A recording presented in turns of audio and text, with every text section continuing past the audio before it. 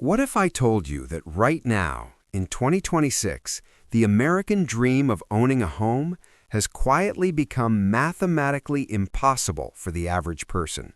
Not exaggerated, not clickbait, mathematically impossible. Fewer homes are changing hands today than at any point in the last 30 years. Transaction volume is at a 3-decade low, and yet home prices are sitting near all-time highs. Less demand, higher prices at the same time.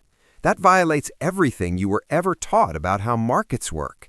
And if you've been staring at listings lately, feeling confused and quietly defeated, stay with me, because today we're breaking this down with real numbers, plain language, and no agenda, just the truth.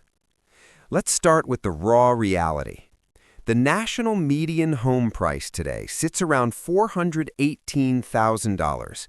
Back in 2019, just 6 years ago, that number was $272,000. That's a 46% increase. Nationwide, not just Silicon Valley, not just Manhattan, everywhere. Now here's where it gets worse. In January 2021, you could lock in a 30-year mortgage at 2.65%. Today, around 6.5%.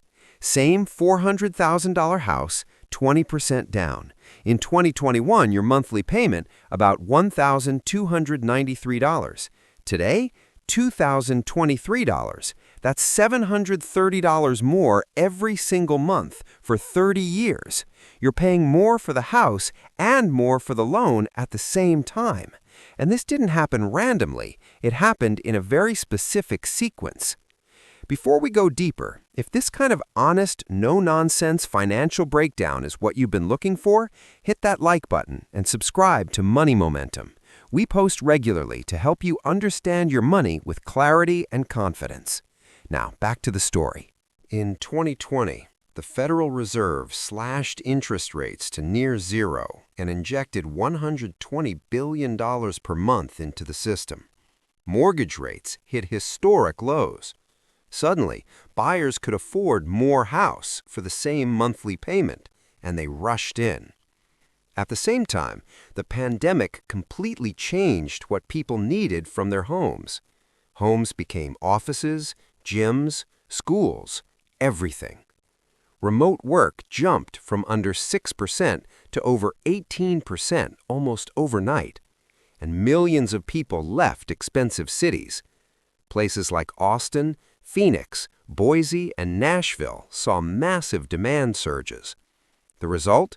Home prices jumped 37% in just 2 years.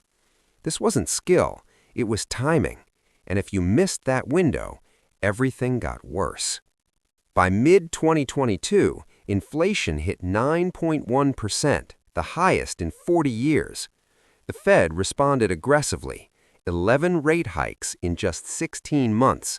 Mortgage rates jumped from 3.2% to nearly 7.8%. Home sales collapsed from 6.1 million in 2021 to just over 4 million by 2025. And here's the shocking part. Even with fewer buyers, prices didn't fall.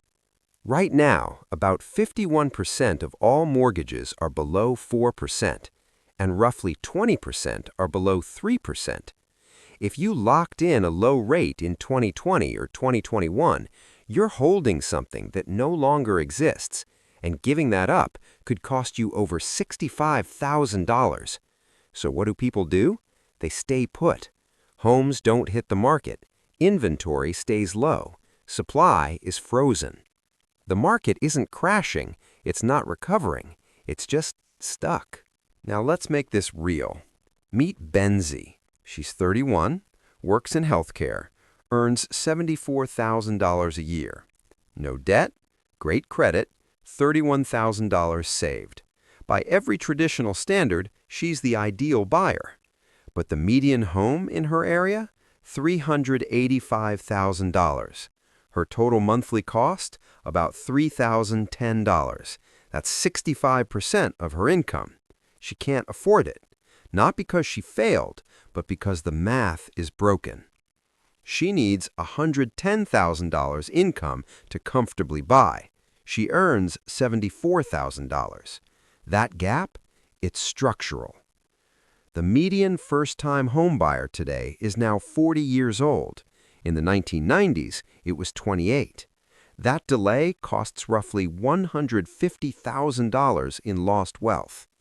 Meanwhile, the U.S. is short between 3.5 and 4.5 million homes, and starter homes down nearly 80% since the 1970s.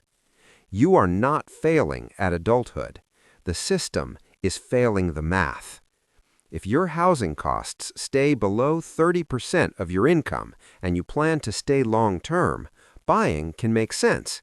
But renting and investing the difference, that's a valid strategy too. The key is simple. Run the real numbers. Because in a market this expensive, guessing is not a strategy. Now you know. If this helped, like the video and subscribe to Money Momentum for more.